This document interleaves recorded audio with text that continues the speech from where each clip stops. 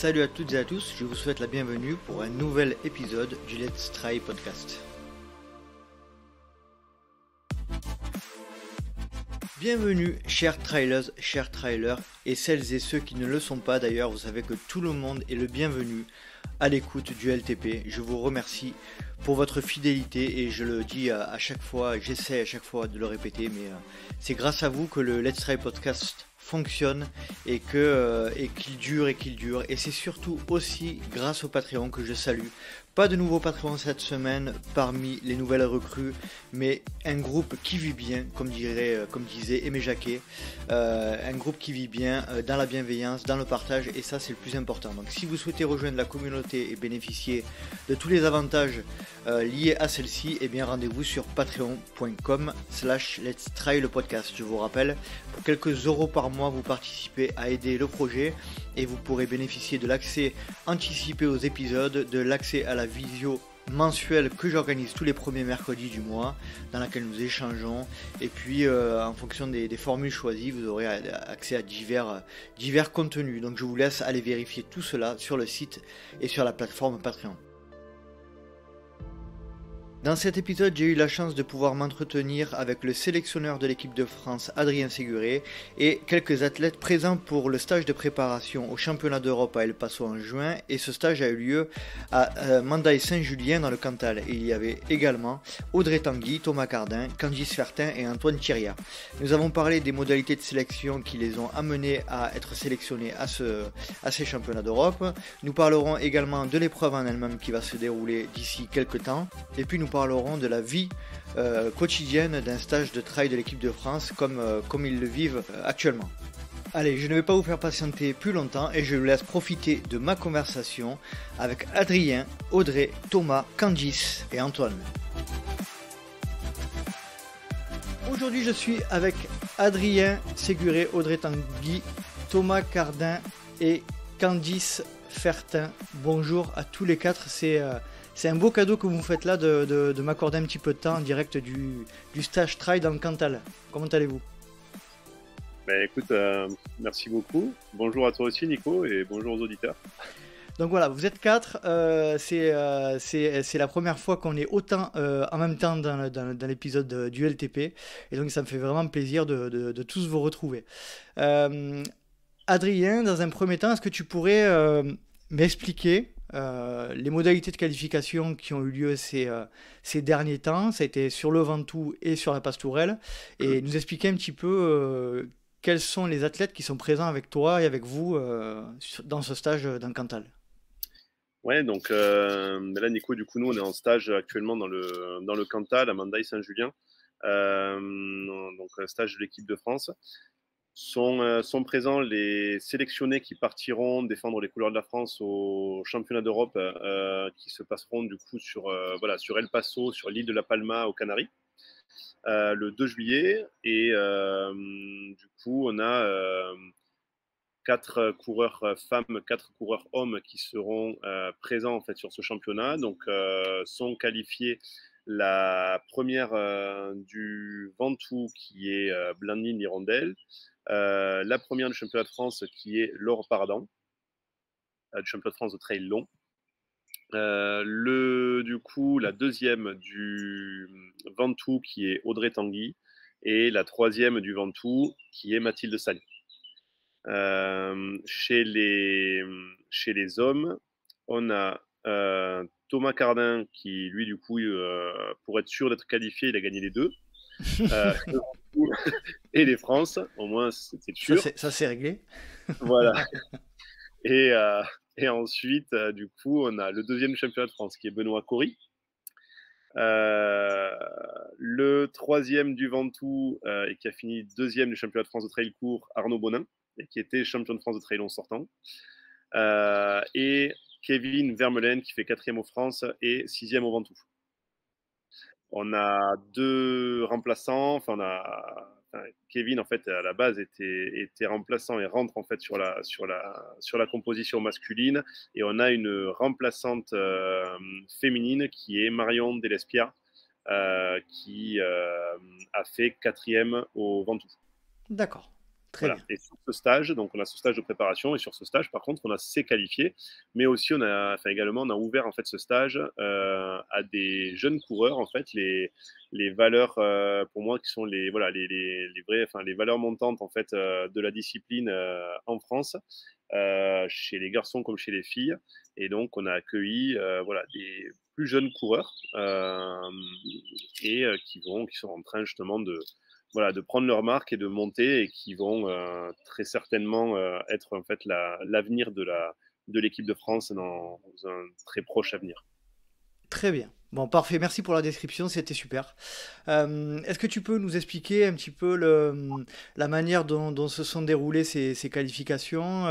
Donc, tu disais tout à l'heure que vous avez réservé des places pour les remplaçants. Tu viens de dire que Nicolas Martin n'allait pas participer au championnat d'Europe et que c'était Kevin Vermeulen. Est-ce que tu peux nous dire si les qualifications se sont passées comme vous le souhaitiez, s'il y a eu des éléments particuliers ou si tout s'est déroulé comme prévu? Ouais, les qualifications honnêtement sont très très bien passées, et on a eu un niveau et une densité qui était vraiment exceptionnel en fait sur ces deux courses, et du coup ça a été vraiment très très intéressant. Très intéressant, pas spécialement évident pour faire les sélections, mais du coup on a vraiment on a la certitude d'avoir vraiment une équipe composée de coureurs de très grande qualité, parce que ils ont pu justement acquérir leur sélection sur des courses où il y avait une grosse concurrence, et où on a pu les voir justement se frotter à une belle concurrence. Donc deux courses de sélection très très intéressantes pour préparer des championnats d'Europe. Parfait. Merci Adrien. Audrey, je m'adresse à toi. Déjà, je suis très content de te retrouver parce que tu étais intervenu dans le podcast. Déjà, première question, comment vas-tu depuis qu'on s'est entretenu il y a à peu près un an? Et puis, dans un deuxième temps, comment se sont passées tes sélections et quel est ton ressenti aujourd'hui? Ben, ça va bien. J'ai fait un bon début de saison. Je suis contente. J'ai fait des choses assez variées. On a commencé par un stage au Kenya, donc c'était déjà une super expérience, une expérience de groupe vraiment chouette. Donc ça c'était bien. Ensuite, il y a eu le Ventoux qui s'est très bien passé. Puis là, il y a un mois, j'avais le Mute là, qui s'est bien passé aussi. Donc bon, pour l'instant, ça va bien. On va voir la suite de la saison. Voilà. Quel est ton ressenti par rapport à ta participation à ces championnats d'Europe au sein de l'équipe de France? Tu avais déjà été sélectionné, me semble-t-il, si je dis pas de bêtises. Quel est ton sentiment aujourd'hui là, dans ce cadre-là? Bah, je suis contente parce que j'ai eu un t-shirt cette fois. Donc, j'avais été sélectionnée et après, j'avais plus été sélectionnée. Donc là, je suis contente d'être sélectionnée pour quelque chose. Ça fait 6 mois qu'elle courait à poil, donc du coup. Donc les gens chez moi sont très contents que j'ai un t-shirt et une culotte. J'ai un peu marre de me pas passer toute nue sur la route. Et non, je suis contente, et en même temps c'est aussi une responsabilité parce que c'est faire partie d'une équipe, et là on court pas que pour soi, on court pour l'équipe. Mhm. C'est une chose que j'aime beaucoup, mais qui donne une pression aussi supplémentaire, parce que on n'a pas envie de se rater pour soi et on n'a pas envie de se rater pour les autres, et on n'a pas envie de décevoir les autres et le sélectionneur qui est aussi le coach. donc voilà, donc c'est beaucoup de choses, mais c'est super. Je suis très contente de vivre ça et de faire partie de cette belle équipe. Parfait. Merci. Merci Audrey. Thomas, de ton côté, donc comme disait Adrien tout à l'heure, t'as pas fait les choses à moitié parce que tu t'es qualifié à deux reprises, on va dire. Dans quel état d'esprit tu es, toi, aujourd'hui, avec cette sélection-là? Moi, c'est vrai que la sélection d'équipe de France et la participation au championnat d'Europe et puis championnat du monde, c'est vrai que c'est un objectif de ma carrière sportive. Donc, ça fait longtemps que j'en rêve. C'est pour ça aussi que j'ai commencé le sport, parce que je regardais tout seul dans ma chambre d'étudiant les retransmissions qu'il y avait eu des championnats du monde en Espagne avec les vieux de la vieille qui font encore des belles choses, et ils m'ont fait rêver. Donc, ça fait longtemps que j'y pense à tout ça, et j'ai à cœur de réaliser ces rêves et de me donner les moyens d'essayer d'aller le plus loin possible et de faire les meilleures performances. Du coup, Bah, là, je suis très satisfait d'intégrer l'équipe de France. Puis j'ai bien attendu parce que j'ai rempli pas mal de modalités de sélection depuis 2 ans et les compétitions ont été annulées les unes après les autres. Donc voilà, j'espère que je vais pouvoir faire une course au championnat d'Europe avec un niveau de performance égal à celui que j'ai pu faire sur la course du Ventoux et aussi la Place Tourelle.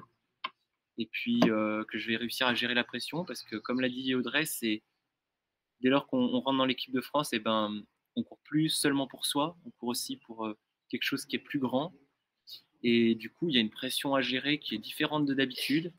Et c'est vrai qu'il faut y arriver. Et puis, comme c'est seulement ma deuxième sélection, bah, je ne suis pas sûr d'avoir encore cette expérience des courses de niveau très international avec le maillot français sur les épaules. D'accord. Voilà. Très bien, très bien, très bien. Merci Thomas.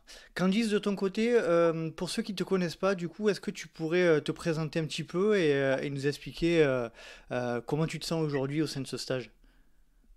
Oui, donc moi c'est Candice Fertin, j'ai 24 ans. Je cours depuis quelques années pour le loisir, mais depuis un an un peu plus de manière plus poussée. Et puis l'an dernier, voilà, j'ai fait quelques courses comme le Cross du Mont Blanc, l'OCC, la Marathon Race, où j'avais eu de bons résultats. Et du coup, suite à cela, Adrien était venu me voir en me disant tu pourrais essayer peut-être d'intégrer l'équipe de France dans les prochaines années. Donc c'est pour ça que tu vas courir au Mont Ventoux. Donc voilà, et puis par la suite, du coup, j'aimerais bien être sélectionnée pour les mondiaux. Donc je vais faire des courses de sélection qui sont prévues pour, comme le marathon du Mont Blanc et Saint-Zinal. Et du coup, voilà, Adrien, comme il disait, il a intégré des jeunes espoirs. Donc pour moi, c'est un honneur d'être là et c'est vraiment chouette de pouvoir apprendre avec les grands aussi. Donc, quand je dis les grands, c'est voilà, Audrey Tanguy, Thomas Gardin. Parce que du coup, voilà, ça nous donne on comprend leur. Voilà, ça nous donne une expérience et on ne peut que progresser dans un groupe comme ça. Donc, voilà. Comment tu t'es senti quand Adrien est venu officialiser, t'as demandé officiellement de vous rejoindre? Quelle sensation ça t'a fait? Ah, bah, j'étais toute contente. Hein. Je me suis dit, c'est génial, ça va faire une semaine avec eux. Moi, j'ai jamais vécu ça, surtout que je m'entraîne vraiment beaucoup toute seule. Mhm. Voilà, de pouvoir partager le quotidien avec ces sportifs, c'est bien de voir autant dans les entraînements qu'à côté comment ils sont. Et puis, voilà, ça devient aussi des copains. Donc, c'est vraiment chouette. Qu'est-ce qui te marque? Quels éléments tu retiens de la pratique des élites et des grands, comme tu les appelles, qui sont avec toi aujourd'hui? C'est quoi qui te marque le plus? C'est des gens finalement comme tout le monde. Donc, c'est-à-dire que oui, il y a une grande part, il y a le trail où il faut être rigoureux. Mais à côté de ça, on s'est quand même s'amuser. Voilà, hier, Adrien nous avait concocté un petit raid. Donc, en fait, on était en équipe. Et du coup, c'est génial parce que ça nous pousse vers le haut vu qu'on est en équipe. Mais à côté de ça, on le prend vraiment au sérieux, mais aussi à la rigole, ça reste un jeu. Et puis voilà, c'est vraiment bien parce que on s'entraîne en s'amusant et du coup, on se pousse vers le haut. D'ailleurs, franchement, super. Merci beaucoup. Adrien, je reviens vers toi. Est-ce que tu peux nous parler de l'organisation de ce stage? Alors peut-être parler un peu plus administrativement et techniquement. Combien de personnes sont sur le stage? Qui s'en est occupé? Qui est présent sur place? Est-ce que tu peux nous dresser un petit peu le tableau de ce stage? Ouais, ben en gros, en fait, c'est une quinzaine de coureurs qui sont sur le stage et ensuite, on a tout un staff en fait autour, donc un staff médical avec deux kinés, Yoann et Marine qui sont avec nous, un médecin, Stéphane qui est avec nous également, et ensuite, on a du coup le responsable running qui est en train de faire ses exercices à côté de nous. Monsieur Guy, Monsieur Olivier Guy, c'est ça? Monsieur Olivier Guy, voilà. Et du coup, donc voilà, qui a cette gestion aussi de toute la partie également logistique du stage. Et moi-même, donc voilà, on a du coup le staff avec 5 personnes en gros et une quinzaine de coureurs sur le stage. Et ensuite, la logistique ici est vraiment gérée et accompagnée par le Cantal, où on a un soutien qui est enfin vraiment chouette en fait sur le département. Et je dis pas ça parce qu'ils sont à côté, parce qu'ils sont pas là. C'est vraiment sincère. Non, on a vraiment un super accueil, un super accompagnement. Et ça, c'est vraiment important. Donc voilà. Donc du coup, nous, on essaie, de gérer ça au niveau des convocations. Déjà d'abord de sélectionner en fait les gens qui vont venir sur le stage, de convoquer en fait les gens qui vont venir sur le stage. Donc ça, c'est un travail en binôme avec Olivier. Et ensuite, du coup, on fait appel justement aux intervenants justement qui sont Jean Privat surtout sur Philippe Fabre sur le Cantal pour vraiment mettre en place tout ce que l'on a besoin. Donc voilà, pour le côté logement, donc on a un hôtel qui nous est réservé, plus un gîte pour le staff également à côté. Donc tout ça nous est totalement réservé. Toute la restauration est prise en charge également au niveau de l'hôtel. Donc ça c'est vraiment chouette. Ça veut dire qu'on n'a jamais, on se déplace quasiment jamais. On est un petit peu à l'écart de tout. Donc on est c'est un petit village, un Mandaï, donc on est vraiment c'est une mise au vert en quelque sorte. Donc on est très bien là-dessus. Et après il nous aide quand même pas mal sur toute la partie logistique si l'on a besoin. Donc quand c'est juste la course à pied, mais on tourne autour, on a des très belles montagnes en fait autour. En plus il fait grand beau sur notre stage, donc c'est vraiment intéressant.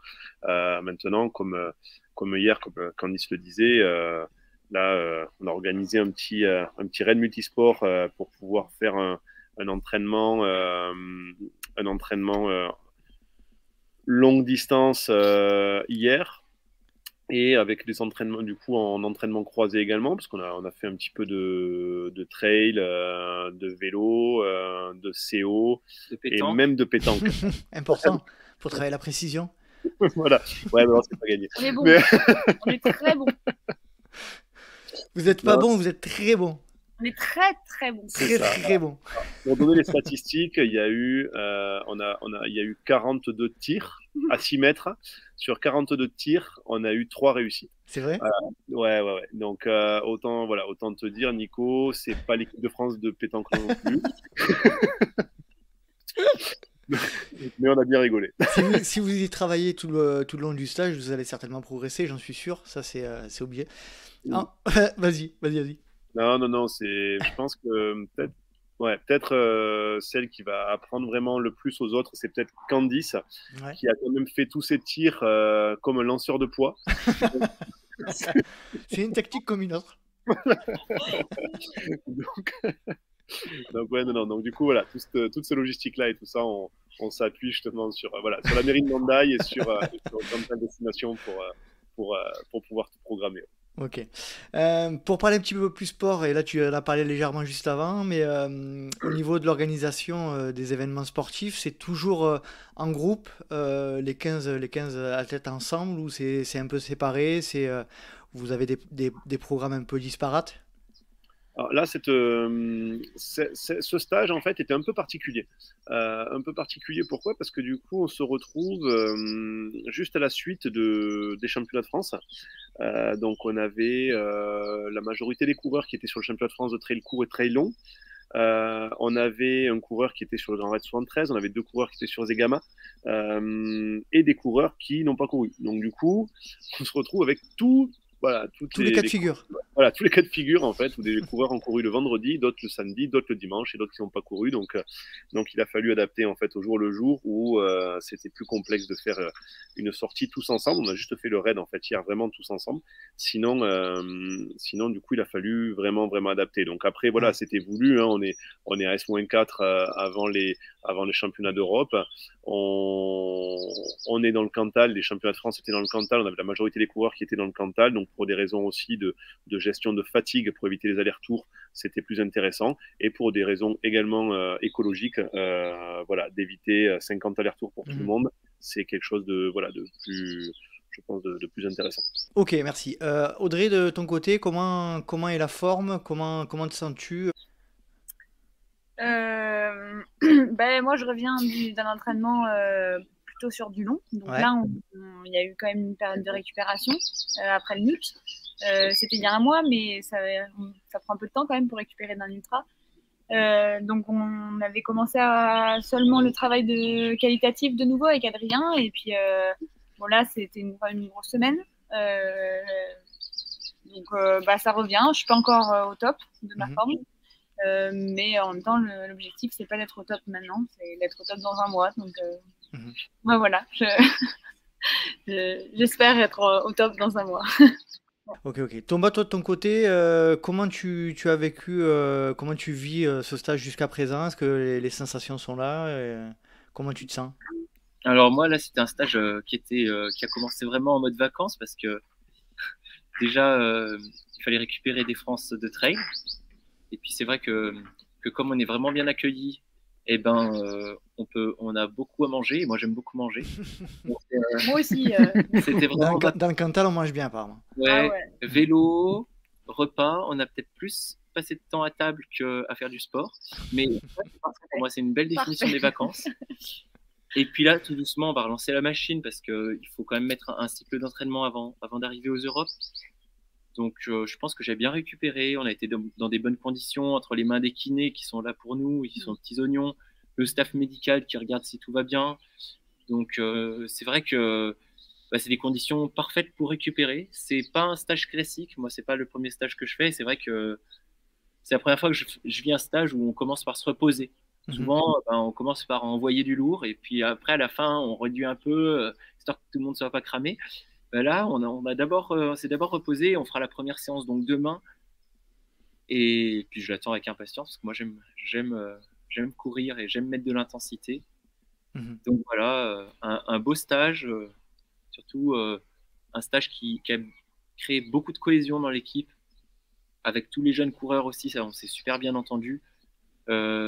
Des expériences, notamment le raid multisport, qui a permis de créer des liens, vraiment de l'amitié. Et cette amitié, elle sert au collectif et elle va nous rendre plus forts le jour de la course. Et c'est ça que j'attends, moi, d'un stage en équipe de France. C'est pas seulement de m'entraîner individuellement, c'est de se créer des liens entre les gens et pour que le jour de la course, on soit plus fort, se pousser un peu les uns les autres, s'aider. Et puis c'est beau, voilà, on a de la chance, quoi. Le trail, le sport individuel le plus collectif.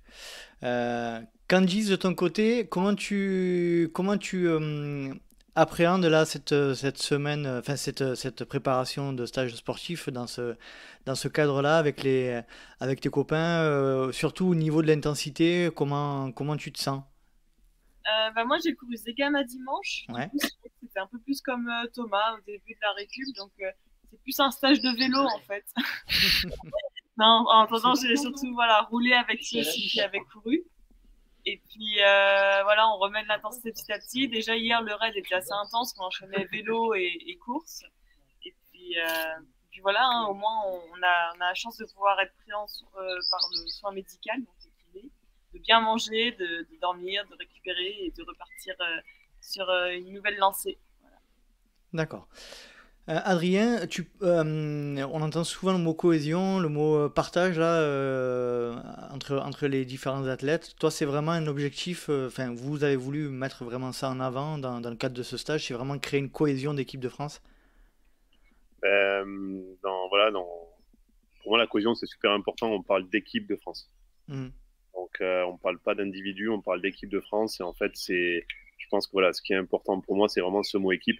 Et si on a des coureurs qui ont envie de faire de beaux résultats pour eux, c'est super.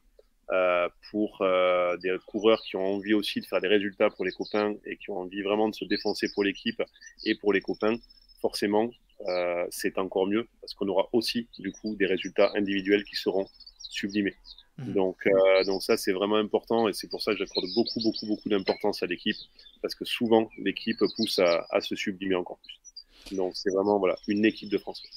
Comment tu fais pour planifier, organiser ce stage en termes sportifs, étant donné que, effectivement, comme tu disais tout à l'heure, les niveaux, les états de forme ne sont pas les mêmes, ça doit être un casse-tête, j'imagine, non?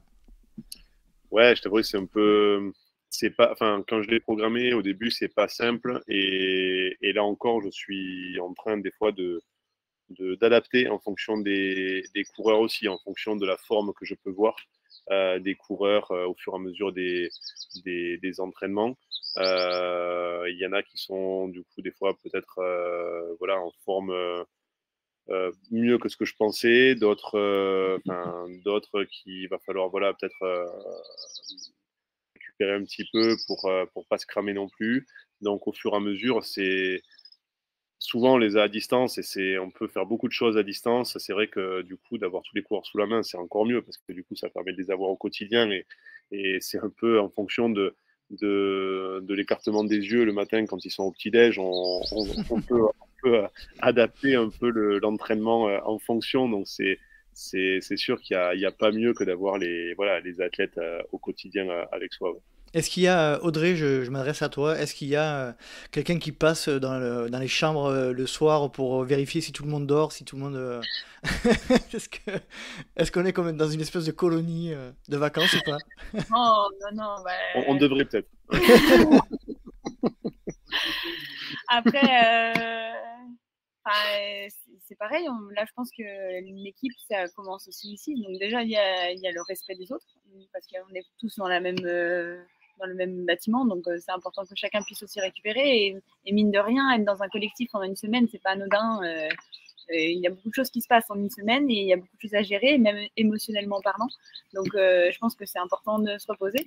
Et puis bon, voilà, on sait aussi ce qu'on a à faire. C'est sûr qu'on est là pour rigoler, pour s'amuser et tout, mais je pense qu'on a tous à cœur de réussir et de faire briller cette belle équipe. Donc ça commence maintenant. Et ça passe par un travail sérieux, mais je pense que le sommeil, c'est aussi important. Même si ça ne nous empêche pas de bien rigoler, mais voilà, je pense que c'est quand même important d'être sérieux. Surtout Audrey, ça va pas de rigoler. Voilà. Comment, alors j'allais poser la question un peu de manière un peu large là, mais comment vit le groupe? Là, j'ai l'impression que vous en avez parlé à plusieurs reprises. Il y a une bonne ambiance malgré tout. Il y a plus de 20 personnes, donc ça ne va pas être simple tous les jours aussi si vous êtes dans le même bâtiment. Il y a une vraie bonne entente entre vous toutes et vous tous. Il y a une vraie cohésion ou parfois c'est un peu compliqué. C'est qui répond? Allez, qui répond? Qui se lance? Qui se lance? Ouais, c'est Candice qui va répondre. Allez, le bizutage. Allez, Candice. Moi, je suis arrivée dans ce groupe avec des yeux nouveaux parce que j'avais jamais baigné vraiment, j'ai jamais fait de stage au sein de l'équipe de France. J'avais des appréhensions, c'est vrai, parce que quand on est tous ensemble dans un groupe, tout un collectif pour une semaine, c'est vrai que parfois, il faut peut-être se supporter. Et surprise en bien, franchement, tout se passe bien. Voilà, c'est vrai qu'on est souvent ensemble parce que du coup, on mange ensemble, mais après, voilà, quand on dort, chacun dort. Et puis aux entraînements, oui, on est ensemble, mais en même temps, on va quand même à nos allures, donc on s'attend. Et puis, il y a des temps off aussi, quoi. Donc, si quelqu'un veut aller se promener, il peut. Enfin, voilà, on n'est pas obligé d'être H24 l'un sur les autres si ça se passe très bien. Enfin, j'ai l'impression. Très bien. Je vais reposer une question un peu vaste et un peu vache.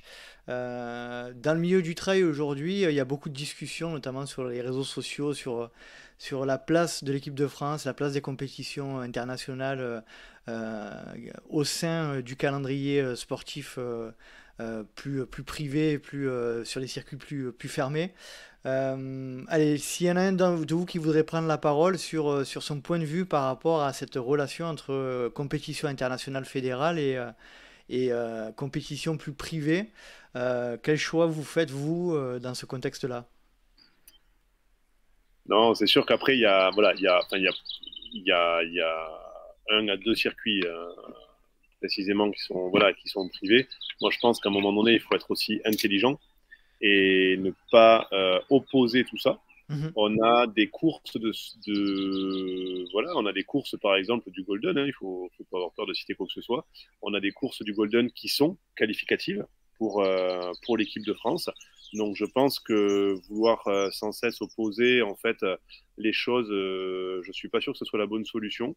On a plus à être intelligent, à essayer justement d'aller l'un avec l'autre pour faire avancer la discipline et au lieu de vouloir tout le temps en fait s'opposer. Donc voilà, on est dans un circuit privé comme le Golden qui fait des choses très très bien.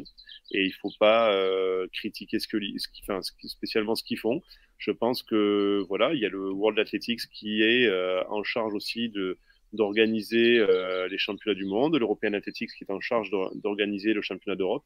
Et je pense que ce sont des championnats aussi qui ont une certaine valeur. Quand je sais pas si dans 20 ans le Golden Trail existera toujours. Par contre, un coureur sera champion du monde, dans 20 ans, il sera toujours champion du monde. Et ça, c'est quelque chose que l'on n'enlèvera pas et qui a une valeur, en fait, qui sera une valeur immortelle hein, là-dessus. Donc, je pense qu'il faut pas dire le Golden, c'est pas bien ou les championnats peuvent ne pas spécialement avoir toute leur valeur ou pas. Les championnats ont de la valeur, surtout quand on va chercher maintenant les coureurs justement sur les qualifs aussi, sur des courses qui sont le championnat de France, les courses fédérales, comme aussi sur les courses des Golden. Donc on va chercher justement tous ces coureurs-là pour donner le maximum en fait de valeur avec la majorité des meilleurs athlètes mondiaux sur les championnats internationaux. C'est ce que tu disais, Adrien, quand tu es passé dans l'épisode avec moi. Effectivement, on sent que c'est un axe de changement, de mon point de vue, qui est intéressant pour l'évolution, notamment des compétitions internationales. Toi, de ton côté, Audrey, ton point de vue par rapport à cet aspect-là, effectivement, si on ne veut pas opposer les deux systèmes, mais malgré tout, il y a des vrais sujets de discussion sur ces thèmes. En fait, je partage vraiment le point de vue d'Adrien. Et pour le coup, je trouve que c'est une très belle approche qu'il a eue de vouloir rassembler tout le monde. Le but, c'est d'avoir les meilleurs coureurs. C'est pas de faire une opposition un peu stérile et puérile entre deux circuits. La porte est grande ouverte et effectivement, les courses qualificatives sont faites de sorte parce que tout le monde puisse s'y retrouver. On n'a pas à choisir entre tel ou tel circuit puisque on va sur les circuits qui nous permettent, nous, de rencontrer les meilleurs de nos disciplines, et moi y compris. Moi, à la base, je faisais quand même de l'ultra. L'OCC, la CCC et l'UTMB sont des courses qualificatives pour les mondiaux. Donc voilà, on n'a pas à choisir entre deux circuits, ce qui est, je trouve, formidable, parce que jusqu'à présent, moi, j'étais dans ce circuit-là, donc c'est vrai que la distance maximale pour ces championnats, c'était 40 km. Moi, j'avais pas envie de faire une croix sur un ultra pour faire un 40 km, parce que c'est vrai que quand on fait de l'ultra, on peut pas faire non plus 50 courses dans l'année. Là, maintenant, j'ai plus à choisir. Donc, pour moi, c'est génial. Et je pense que pour plein de coureurs, c'est super, parce que du coup, c'est pareil pour eux. Ils peuvent faire ce choix-là. Après, s'il y en a qui ne veulent pas participer, c'est leur droit. Ils ont le droit de ne pas avoir envie de participer à ces championnats, que ce soit les championnats d'Europe, les championnats du monde, ils ont le droit. Mais je pense qu'il faut pas opposer les choses. Les choses ne sont pas incompatibles, vraiment. Puis tu parlais tout à l'heure aussi de l'importance du maillot de l'équipe de France, et quand Adrien parlait un titre de champion du monde ou de champion d'Europe, ça s'efface pas. Moi, je pense souvent à Thomas Laure-Blanchet qui est le premier champion du monde de trail, ou à Nathalie Mauclair. Effectivement, toi, de ton point de vue, ça a un vrai. J'aimerais si possible que tu réinsistes encore une fois là-dessus. C'est un vrai. Ça donne une vraie motivation complémentaire de te représenter ton pays, quoi. Évidemment, bien sûr. Champion de France, ça parle à tout le monde. Le trail, je pense que ça reste quand même une niche. Il y a peu de gens qui connaissent le trail. On va dans un Auchan, on dit il y a l'équipe de France. Les gens vont être intéressés. On dit il y a la personne qui a gagné même ne serait-ce que l'UTMB, qui pour moi est le Graal, et pour moi tout le monde devrait connaître l'UTMB et doit connaître l'UTMB, mais c'est pas le cas. Et c'est pas le cas. C'est pas le cas. On dit il y a le champion du TMB, les gens vont se dire qu'est-ce que c'est que ce truc, alors que l'équipe de France, ça parle tout de suite. Et c'est vrai, un titre de champion du monde, champion d'Europe, c'est éternel, et ça parle à tout le monde, et ça parle à toutes les générations, et ça se respecte. Un maillot d'équipe de France, je pense que n'importe quel coureur qui court avec un maillot d'équipe de France, il y a ce respect du maillot, il y a ce respect de l'équipe, et c'est important. En tout cas, pour moi, ça l'est, et c'est vraiment un honneur de porter ce maillot. Thomas, de ton point de vue, de ton côté, le poids de... On en reparle encore une fois, là, je te ressollicite une fois là-dessus, mais le poids de l'équipe de France, du maillot de l'équipe de France, tu le sens, tu sens qu'il a vraiment une importance différente sur tes épaules? T'as une pression complémentaire, ou la question c'est, voilà, est-ce que ça te met une pression complémentaire par rapport à ta vie d'athlète habituelle, quoi? Aujourd'hui, je dirais non. Je pense que c'est le jour de la course sur la ligne de départ. C'est sûr que c'est pas la même course que d'habitude. L'enjeu est un tout petit peu plus grand, mais on pense surtout à l'équipe et à tous les gens qui nous soutiennent. Et puis, ouais, on véhicule les valeurs de notre pays, donc c'est beau. Je pense pas que ça. C'est ça aussi d'être athlète de haut niveau, c'est savoir gérer cette pression et savoir prendre du plaisir et gérer une course en gardant la tête froide, même avec le stress, même avec la pression un peu plus importante. Moi, ça, maintenant, j'ai commencé à avoir un peu d'expérience et puis j'ai vécu plein de scénarios de courses différentes. Je commence à connaître comment je réagis dans différentes situations de course, etc. Donc, ça me fait pas plus peur que ça. Je pense que ça va bien se passer au championnat d'Europe, malgré le fait que je porte le maillot de la France et je vais pouvoir peut-être sublimer un peu, comme disait Adrien, un peu sublimer ma performance et essayer de viser le plus haut possible. On te sent quelqu'un de très calme et de très déterminé. C'est le cas ou c'est une fausse idée? Je confirme, c'est très agréable. Ça dépend. Non, mais après, pour revenir à ta question, c'est vrai que la pression, on l'a parce qu'effectivement, on a envie de bien faire pour l'équipe, mais en même temps, cette pression, on la partage en équipe aussi. On a aussi des soutiens et ça, c'est très fort. Une équipe soudée, la pression est aussi décuplée en 4 ou en 6, en fonction et même en 12, parce que c'est pas forcément que les filles, que les garçons. On est tous ensemble, on est tous dans le même bateau, on prend tous le départ en même temps et tout le monde va essayer de faire son maximum pour faire briller l'équipe. Donc la pression est aussi partagée, je pense.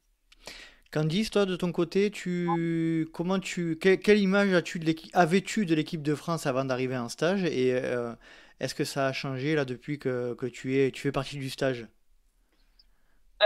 Pour tout avouer, j'avais pas d'image fixée sur ce que pouvait représenter une équipe ou quoi.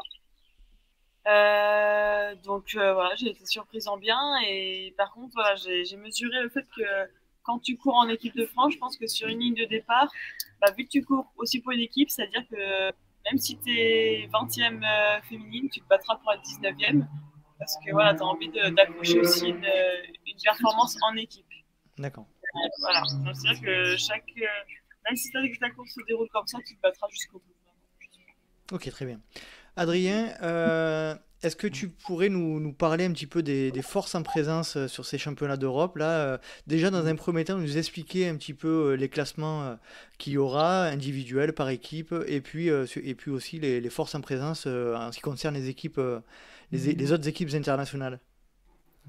Alors, les équipes internationales, on va avoir quand même pas mal de concurrence. On a toujours des grosses nations en Europe. On sait que le trail en Europe est quand même bien développé. Donc, forcément, il y a toujours cette bagarre avec les Espagnols où c'est toujours un peu, ça se joue toujours à pas grand-chose. Donc, et en plus, là, ils seront chez eux. Donc, voilà, ils auront à cœur de bien faire. Donc, on aura, voilà, forcément l'Espagne. On a toujours des belles équipes aussi. Pour la Grande-Bretagne, pour l'Italie. Il y a toujours des belles surprises avec la Roumanie, qui est une belle nation aussi dessus. Et après, il y a toujours soit par équipe, soit au niveau individuel, toujours quelques coureurs aussi qui peuvent être vraiment costauds, avec les pays scandinaves qui sont costauds en trail également. Donc, ça sera relativement ouvert. Après, la composition de chaque équipe, on ne la connaît pas encore parce que toutes les nations n'ont pas annoncé les équipes. Donc, on ne connaît pas encore chaque sélection.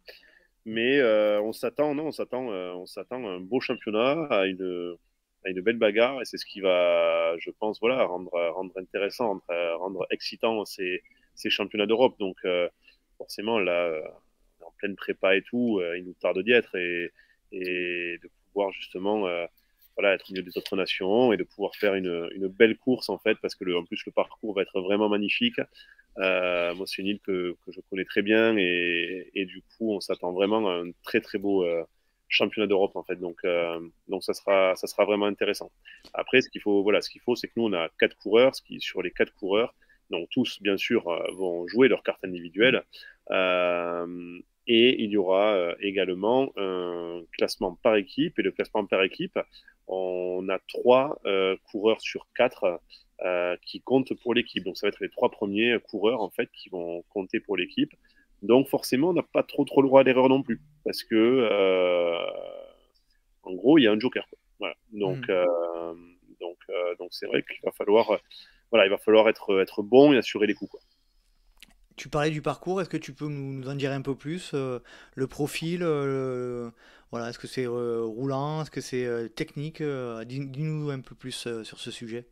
Alors, il y a un seul format sur les Europes, c'est 47 km et 2700 de positifs et de négatifs, parce qu'on a le même point de départ et d'arrivée. On a une première bosselette avec 1000 de positifs d'entrée, donc ça va mettre un petit peu tout le monde dans le rang. Et T'as appelé ça une bosselette, toi? une bosselette, ouais, c'est le côté psychologique. Mais, ça fait partie de la préparation mentale. Non, du coup, ça va, voilà, on va avoir un bon échauffement, ouais, sur 1000 mètres de positif, puis une partie un petit peu roulante par la suite, en fait, sur un format descendant, avant une bonne montée en fait de 400 mètres sur 2 km, qui va être en petit zigzag pour remonter en fait sur la crête du volcan, où il y a une magnifique vue sur des deux côtés de l'île, en fait, avec on voit la mer des deux côtés de l'île et une On va belle vue. principalement pour la vue. Voilà. Ouais, vous y allez que pour ça, d'ailleurs. Et le resto, il y a un buffet. Alors, vu que peut-être ils verront pas grand-chose dans la montée, là c'est justement le moment où ils pourront avoir la vue sur le TID juste en face. Mais pas trop Voilà. longtemps, faut regarder, mais pas trop longtemps. Voilà.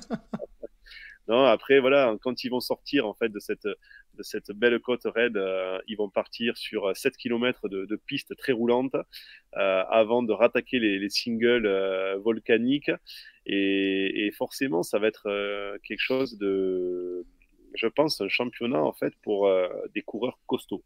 Parce que ce sont des coureurs qui vont devoir savoir tout faire en fait, aller vite, monter vite, descendre vite.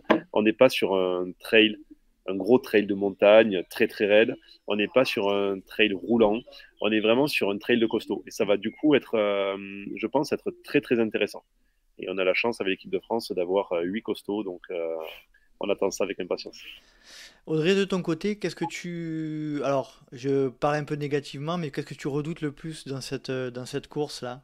La chaleur, le profil, le format? Je ne pense que positif, moi. Ah oui, c'est vrai, ouais, je savais que j'aurais pas dû te poser la question. On a eu une grosse discussion tout à l'heure avec Audrey, donc on discutait beaucoup du point positif et Je négatif. suis en train de te casser ton travail, Adrien, c'est ça que tu me dis. Si vous pouvez poser une autre question, s'il te plaît, Nico, ça m'arrangerait. Alors, quels sont tes points forts pour cette course, Audrey? Ça demande un peu d'entraînement quand même, parce que là, du coup, la discussion, on l'a eu il y a 2 heures. Donc, je m'entraîne un peu. Je suis contente qu'il y ait une côte au début.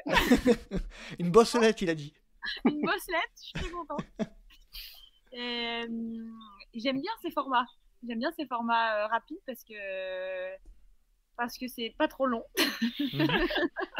Toi, t'étais plutôt sur de l'ultra, il me semble. Oui, c'est vrai que ça paraît un peu con comme réponse. Mais j'aime bien aussi le cours. Elle ne sait plus pourquoi elle est sur le long. Exactement, c'est ça la réponse. Non, mais c'est-à-dire que je pense que c'est bien aussi de varier parce que ça use aussi mentalement de faire. Enfin, en tout cas, moi, je vais parler pour moi.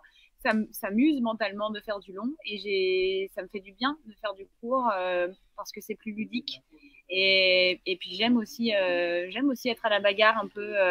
J'aime voir aussi les autres filles sur un parcours, sur un ultra. Il y a moins de densité, donc souvent on se voit un peu au début et puis des fois on se voit plus de la course.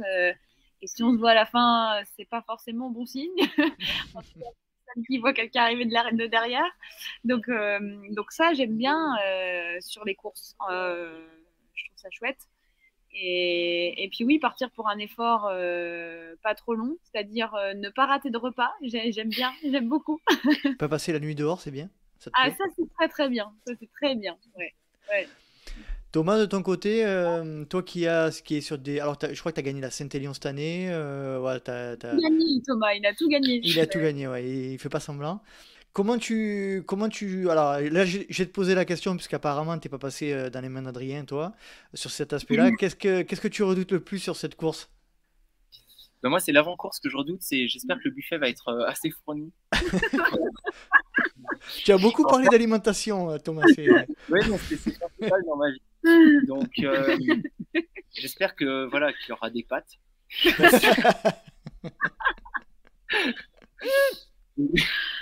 S'il y a des pâtes, ça devrait bien se passer. S'il y a des pâtes, normalement, je serais pas malheureux. Déjà, c'est pas mal. Et après, non, moi, plus sérieusement, la question que je me pose le plus, c'est la gestion de la chaleur. Parce que c'est vrai que même si j'habite dans la cuvette de Grenoble et qu'on est habitué à des fortes températures, à une canicule tout l'été, je préfère courir au frais. Tu as mentionné à Saint-Élion, j'aime bien. Courir sous la pluie, dans le froid, ça me va. Et voilà, j'ai moins fait de courses, j'ai pas fait beaucoup de courses en plein été. C'est vrai que début juillet, voilà, aux Canaries, il va faire chaud, donc la gestion de la chaleur, mais je pense que je m'entraîne aussi pour ça, pour gérer l'événement au mieux. Je m'entraîne en conditions réelles à Grenoble, en plein cagnard. Toutes mes séances sont faites entre 11h et 14h, donc normalement à la fin, ça devrait bien fonctionner. Adrien, de ton côté, vous avez mis quelque chose en place sur cet aspect-là, chaleur, dans le cadre du stage ou pas du tout? On est dans le Cantal, donc il fait déjà très chaud. Pardon. Vous allez vous entraîner entre midi et 2, il va faire 18 degrés. Non, je rêve de plaisanterie. Non, c'est vrai qu'en fait, on avait ce souci-là lorsque, par exemple, le championnat du monde était prévu en Thaïlande au mois de février. Là, on avait un souci justement d'acclimatation. Là, c'est vrai que cette année, on a quand même en fait un championnat qui se retrouve le 2 juillet. On a une chaleur relativement précoce quand même en France cette année. Et c'est vrai qu'on a quand même on a eu et on a en ce moment quand même des grosses chaleurs. Donc, les coureurs peuvent quand même se préparer dans des conditions qui vont être similaires à celles que l'on aura aux Canaries à ce moment-là. D'accord. Pour parler un peu plus techniquement du sport croisé, tu en as parlé tout à l'heure, des sorties vélo, du raid, c'est volontaire, c'est pour d'un côté favoriser les relations entre les athlètes et aussi pour préserver les organismes, j'imagine, et pour pas faire que courir. Oui, le vélo, ça permet d'activer une récupération qui est vraiment intéressante. C'est vraiment la récup active où du coup on est surtout l'école. En fréquence, en fréquence. Non, on a commencé vraiment même le lendemain des France de faire une petite sortie en vélo tous ensemble et on a fait vraiment très cool. C'était le principe de faire vraiment une récupération active là-dessus. On est exclusivement sur une contraction musculaire concentrique où on va permettre justement de réactiver un petit peu la pompe pour pouvoir activer la récupération. Donc là, on est sur un sport porté à ce moment-là. Et ensuite, la partie raid, c'était de pouvoir croiser l'entraînement tout en faisant un entraînement long et vraiment jouer aussi la carte de groupe. Ça a été des équipes mixtes pour tout le monde. Et avec du coup un petit peu un croisement de génération aussi. Donc on dirait Candice, un ancien et un jeune, ce qui va pas du tout plaire en fait aux anciens que j'ai à ma gauche. Mais Audrey fait un grand nom avec la tête. Ouais. Incroyable. Ça, ce sont les paroles. Il n'y a plus de respect, Audrey. Il n'y a aucun respect, non, c'est hallucinant. C'est nos idoles, c'est incroyable. Déjà. C'est les anciens, les vieux. Les idoles, oh là là, c'est terrible. Les idoles. C'est terrible. L'idole des jeunes. L'idole des jeunes. Donc non, c'est vrai que c'est ce côté raid, c'était le côté le côté un petit peu innovant, ludique et puis vraiment le côté groupe quoi. Et on n'est pas vraiment resté groupés. Vas-y, raconte les dossiers, Audrey, vas-y, je t'en prie. Alors, écoute, moi j'étais personnellement avec Antoine Kiriac, ici présent d'ailleurs, que tu ne vois pas, qui est de l'autre côté de la Antoine, je l'ai pas vu. Salut Antoine, salut. Donc, un petit jeune fort sympathique, très doué en orientation. Ouais. Très, très doué. Je suis pour ma part très douée également. Donc, on a commencé la course d'orientation en prenant la carte de l'autre côté. Ah oui, d'accord. On a perdu un petit peu de temps dès le début. qu'on n'a pas rattrapé évidemment, puisque lors de la seconde confrontation, on s'est également perdu. Mais on a quelques compatriotes qui nous ont suivis en fait, qui ne se sont pas forcément perdus au début, mais qui se sont perdus après. Qui remontaient la route en courant. Donc on en était quelques équipes à bien profiter du raid, bien profiter de la journée. On a pris notre temps. Enfin, on a essayé de ne pas le prendre, mais au final, on y a passé un petit moment. Du coup, on a déjà envoyé une convocation à Frédéric Tranchant pour le prochain stage. Voilà. D'accord. Voilà. Il y a aussi un peu de boulot de ce niveau-là. Donc, la pétanque, la course d'orientation. Ah, c'est des sports croisés, hein, si tu regardes. Voilà, Exactement. Pas très polyvalent. Tu diversifies les compétences, c'est bien. Je reviens vers Antoine, là, que j'ai aperçu, voilà, qui nous a rejoint. Salut Antoine, est-ce que tu pourrais te présenter, si tu peux, en quelques mots, là, pour nous dire voilà, qui tu es? Alors, du coup, je m'appelle Antoine Thiria, je viens des Vosges et c'est mon premier stage avec l'équipe de France et c'est formidable. Oh, c'est trop bon.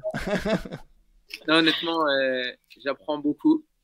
Pose beaucoup de questions. Parce qu'il pose beaucoup de questions. Il est très curieux. Mais j'adore l'état d'esprit regroupé, puis même partager par exemple le raid avec Audrey, c'était formidable. Ouais. On a rigolé de A à Z, et même dans l'effort, c'était incroyable.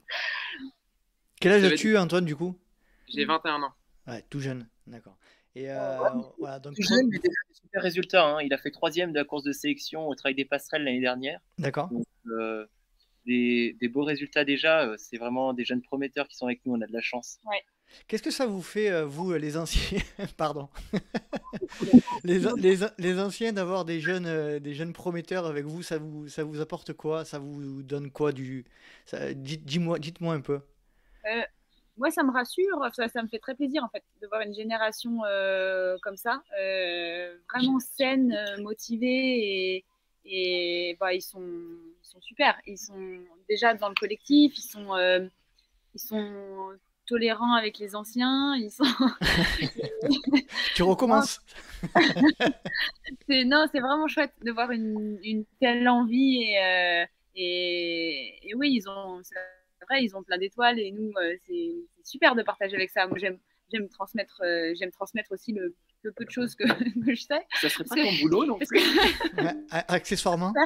Parce que je rappelle, Audrey est professeur de j'ai oublié. Attention. De maths. Attention. Non. De physique pas chimie. du tout. De PS. De PS, oui, sport, pourquoi? hein. Oh là là. J'ai confondu avec Eric Lavry, qui est prof de maths, je crois. Je sais plus. Non. Eric Lavry, c'est 24 heures, 700 km, prof de maths. Moi, prof de PS. Trail, montagne. Désolé. Voilà, pas de problème. Non, mais ouais, non, c'est vraiment chouette. Pour nous aussi, de partager ça avec eux, c'est top. Et ça nous rappelle aussi qu'il n'y a pas si longtemps, on était aussi à leur place. Il y a vraiment pas longtemps d'ailleurs. Il y a vraiment pas longtemps. Mais oui, ils sont jeunes. Hein. Antoine, quelle a été ta réaction quand Adrien et la sélection est venu vers toi pour t'annoncer que tu allais accompagner l'équipe de France dans ce stage? Je m'y attendais absolument pas. Ouais. Parce que depuis le début d'année, j'ai pas fait des résultats exceptionnels et j'attends mon pic de forme. mais non, mais honnêtement, c'était surprenant et j'en étais très fier. Il n'y a pas d'autre mot, tout simplement.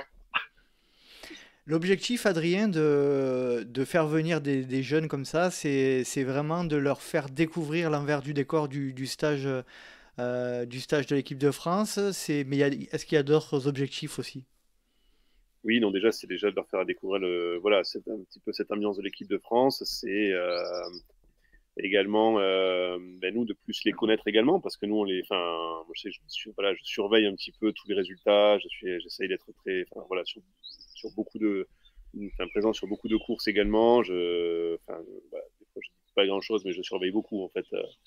Tous ces jeunes talents qui émergent, en fait, et ça, c'est vachement important. Donc, nous, c'est d'avoir vraiment un œil sur eux, apprendre à les connaître, à avoir aussi le côté suivi médical également, de pouvoir justement, s'il y a des jeunes talents qui émergent comme ça, essayer de leur donner quelques petits conseils aussi pour pouvoir justement continuer à progresser, pas faire trop de bêtises.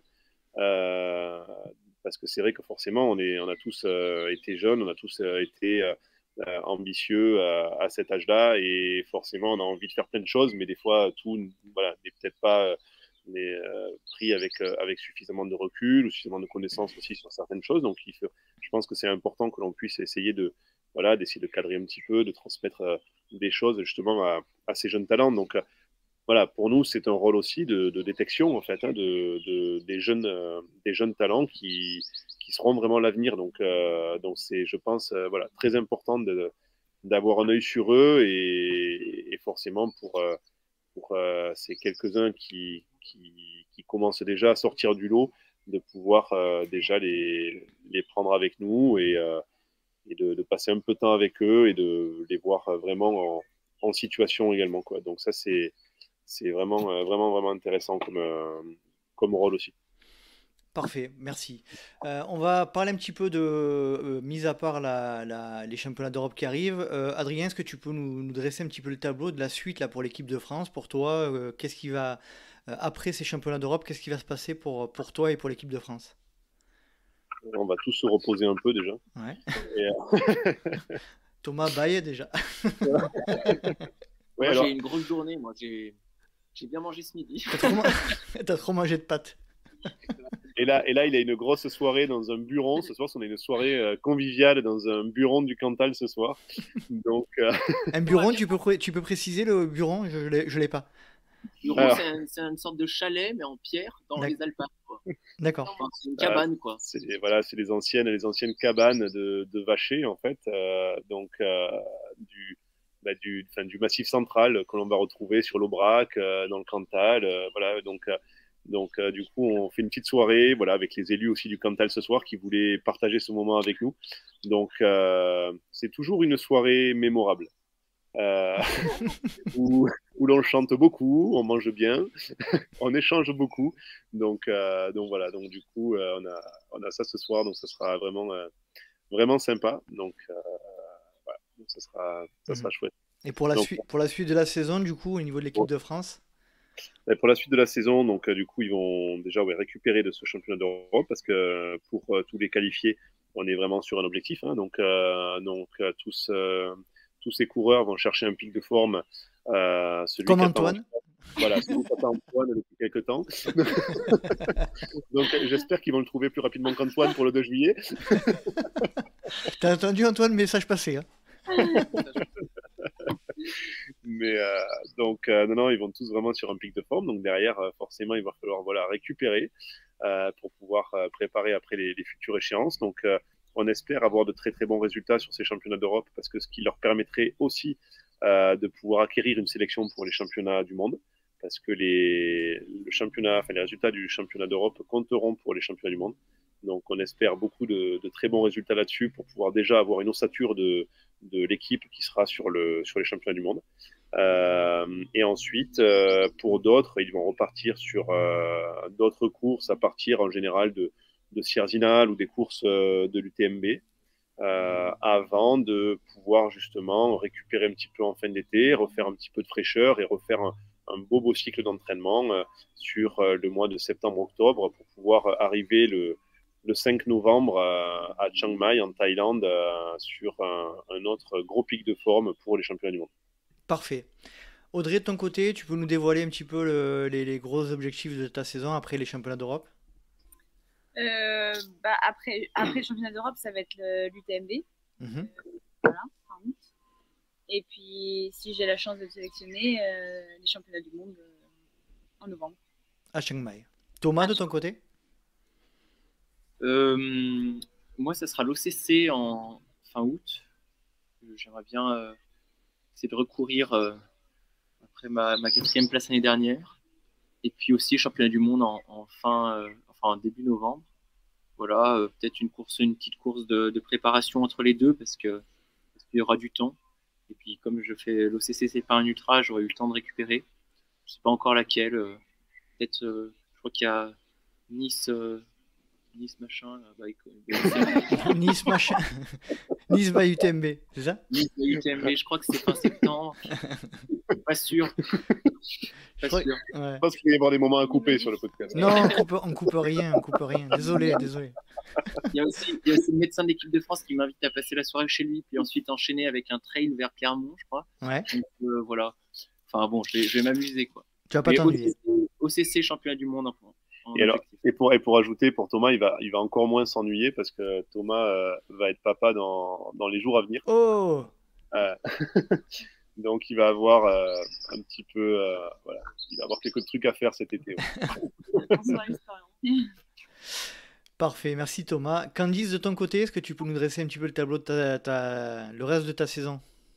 Moi, c'est le marathon du Mont Blanc qui arrive dans pas très longtemps finalement. J'y voyais plus loin. Et Sierre-Zinal. C'est dans 2 semaines le marathon du Mont Blanc, je crois. C'est 3 semaines. 3 semaines? 3 semaines et demie. Un petit coup de pression. Hop là. Et ensuite Sierre-Zinal, voilà, parce que c'est des courses qualificatives pour les mondiaux. D'accord. Et le dernier, Antoine, de ton côté? Alors, pour moi, ce sera le marathon du Mont Blanc. Ouais. Et après l'OCC, et pourquoi pas, en tout cas, je vais tout faire pour essayer de me qualifier pour le championnat du monde. D'accord. Bien, parfait. Merci à tous les 5. C'est la première fois que je fais un épisode avec autant de monde, mais c'était un vrai plaisir. Donc, je vais essayer de ne pas me tromper. Adrien, Audrey, Thomas, Candice, Clarisse. Non, Candice. On se marie. En plus, on me fait des pièges. Et Antoine. Merci à tous les 5. C'était vraiment agréable de vous avoir. Et puis, merci de m'avoir accordé, d'avoir accordé aux auditeurs un petit peu de temps. Si quelqu'un veut rajouter quelque chose pour terminer, et puis on va se séparer. Bon appétit. Une question.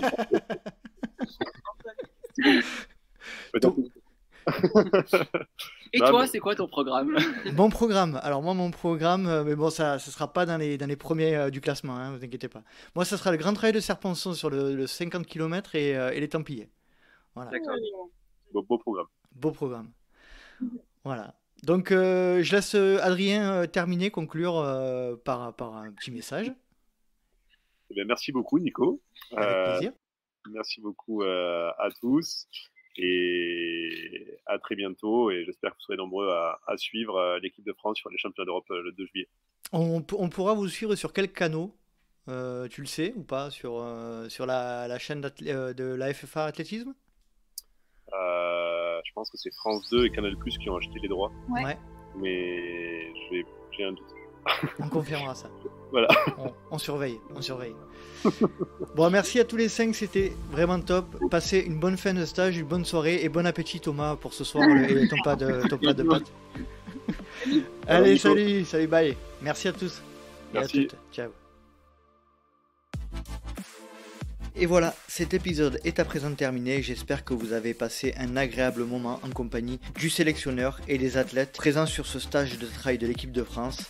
Et je les remercie une nouvelle fois pour le temps qu'ils m'ont et qu'ils nous ont accordé. Si vous souhaitez rejoindre le LTP sur les réseaux sociaux Rennes Plus Simple, rendez-vous sur Facebook ou Instagram à Let's Try Podcast. Vous pouvez également me suivre sur LinkedIn ou Strava à Nicolas Guilleneuf. Et puis si vous souhaitez aider le LTP, eh bien 2 choses.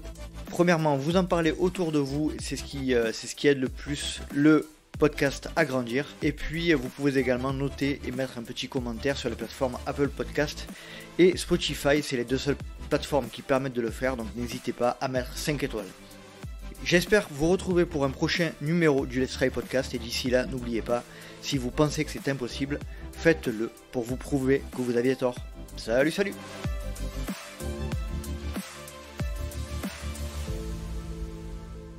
Ben moi, c'est l'avant-course que je redoute. J'espère que le buffet va être assez fourni. S'il y a des pâtes, normalement, je serai pas malheureux.